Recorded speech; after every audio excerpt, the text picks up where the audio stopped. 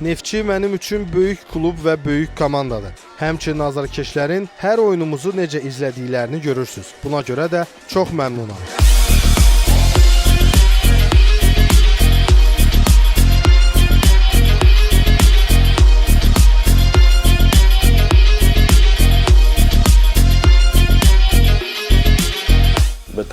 Neftçinin dünyada böyük bir klub olduğunu bilirdim. Buna görə də məni transfer etmək istədiklərini öyrənəndə dərhal bəli dedim.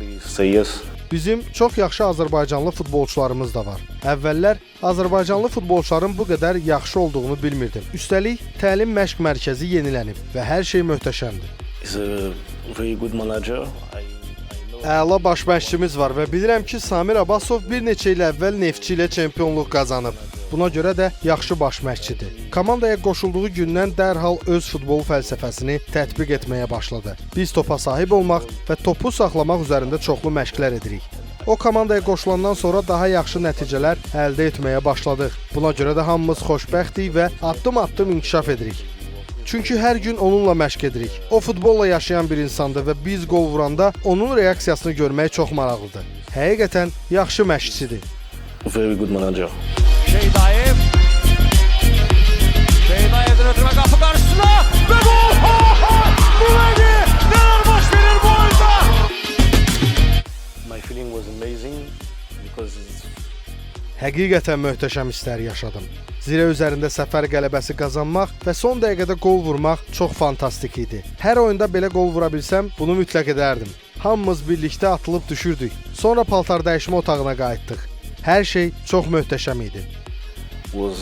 My feeling was amazing.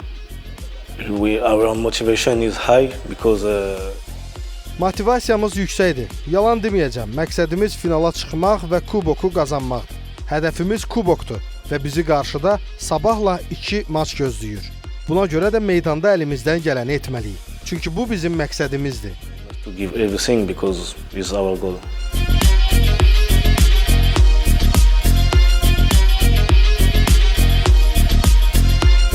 No, to be honest, Açığı bəzən beynimdə deyirəm ki, onlar çılğındılar.